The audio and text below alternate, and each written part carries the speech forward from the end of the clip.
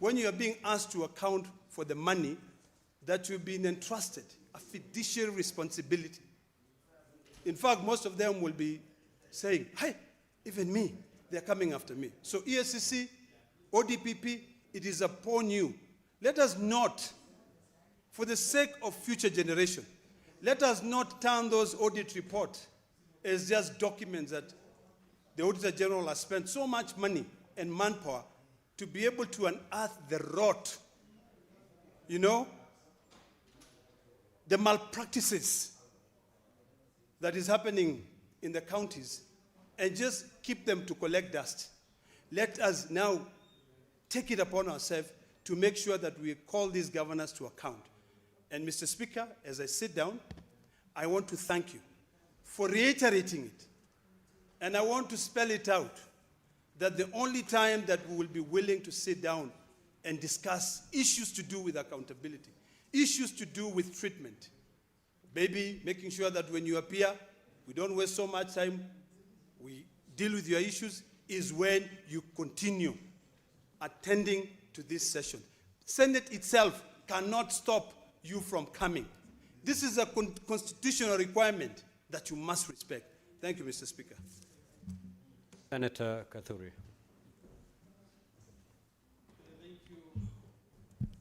Thank you, Honorable Speaker, for the opportunity also to give a comment or two on this matter that has really elicited a lot of public attention, Mr. Speaker. Mr. Speaker, you know, even without going very far, the role of the Senate is very, very clear, like day and night, Mr. Speaker. Mr. Speaker, this House, as in Article 96(3), determines the allocation of national revenue among counties as provided in Article 217 of the Constitution of Kenya, and exercises oversight over national revenue allocated to the county governments. Mr. Speaker, even without translating or trying to get letters from the Council of Governors, the Constitution is very clear, Mr. Speaker. What they are requesting you to do, to suspend members of the CPAC committee, not to appear many times in the Senate, that they should be appearing only once during the audit queries process, that is between January and March. Mr. Speaker, you have no power to do that. What they're asking you to do is like to save someone who is going to die, and you have no power, Mr. Speaker, to do that. The Constitution is very clear. You cannot suspend the Constitution, Mr. Speaker. Actually, you should take these people to court because they're actually trying to give you more problems, Mr. Speaker. Therefore, Mr. Speaker, I remember this House since we came in the year 2022. During the financial 2023-24, we allocated 354 billion to the counties. The following year, 24-25, this money went to 387 billion. 25-26, 415 billion. Mr. Speaker, I remember in the year 2024-25, before the financial bill, we allocated 405 and we agreed. Mr. Speaker, I was the co-chair of the mediation committee between myself and Honorable Ndindi Nyoro. You know, when we were negotiating, governors were calling me every time. They were happy, clapping, that we are really determined to give them more money. Then if we give you more money, if more is given to you, more is expected from you as in accountability, Mr. Speaker. They were very happy indeed. They're always happy when we are discussing money issues in the Senate. Mr. Speaker, you know we are champions of devolution. We are always telling the national government, please devolve functions and also devolve resources to the counties. But then what are we getting from the governors? They are really throwing rotten eggs to the Senate, Mr. Speaker. You know, the Senate does not, the County Public Account Committee, CPAC, does not summon the Council of Governors to appear before these committees.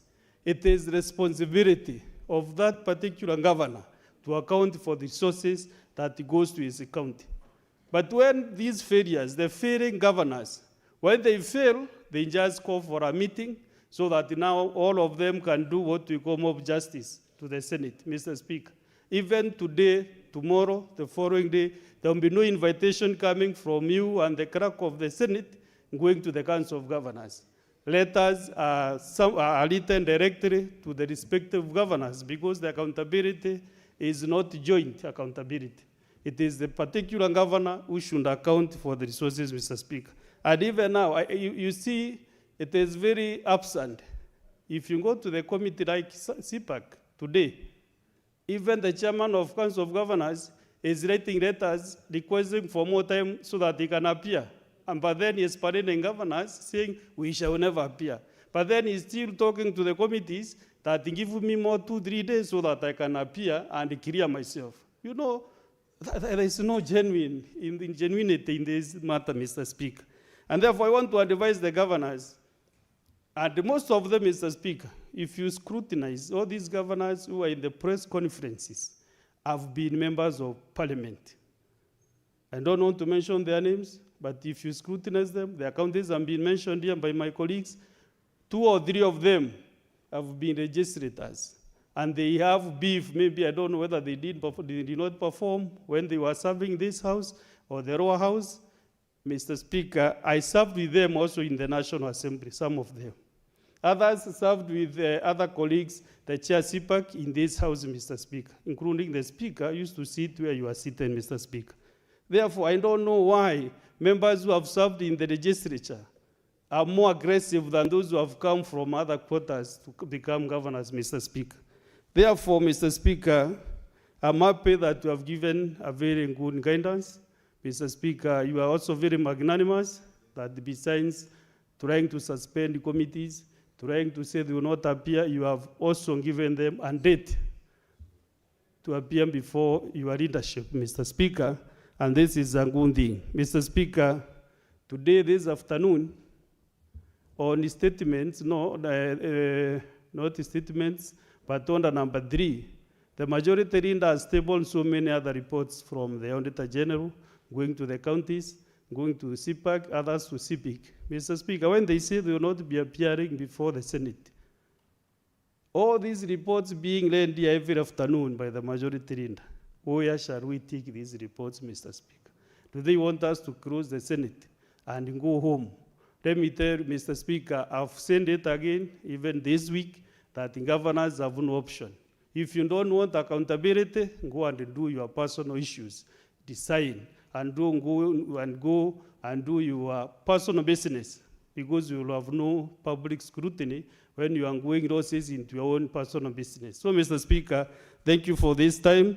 And Mr. Speaker, I think it's the chairs of Speaker and CPAC, you have been so lenient with these officers, state officers. Put your best foot forward from today. Just bring reports. We have been asking you, the chairs, why don't you give us the governors who have misused public resources? Every audit cycle, even after March, the deadline, just table your report here. To table a very clear report so that we can discuss them properly with your findings, because you have been sitting, summoning them. So table their findings, to table your findings from the committee in this house so that now, the month of March, we can really discuss those reports and see the road that is in the counties, Mr. Speaker. Mr. Speaker, the governor for Meru appeared before CPAC. I was with Senator Maruma, the vice chair was the chair of the session. And we went through the reports. We saw gray areas. And then we said this should be improved, because there are some instances where some money was spent, almost 700 million with the MTF, and nobody knows where it went to. There is no documentation on the loans that were done. So we have said we want the auditors to do special.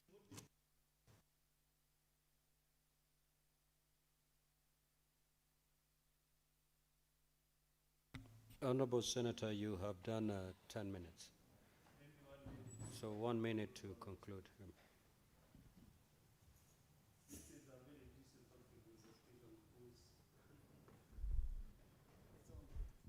Honorable Speaker, sorry, but this is a very juicy topic, because that is why you were elected by the people you represent, Mr. Speaker.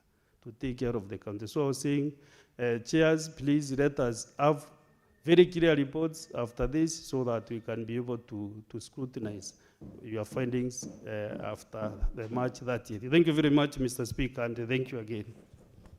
Senator Wambua.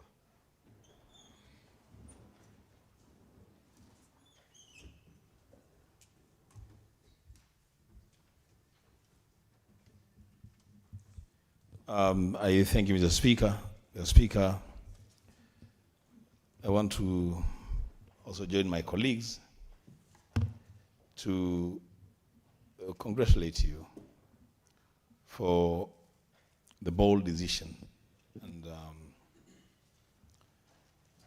the official communication that you have issued concerning the appearance of governors before committees of Parliament, committees of the Senate. Speaker, number one, it is baffling to see governors who are supposed to be heads of county governments coming together, and instead of discussing important issues affecting our counties, they are busy picking and choosing where to appear and where not to appear.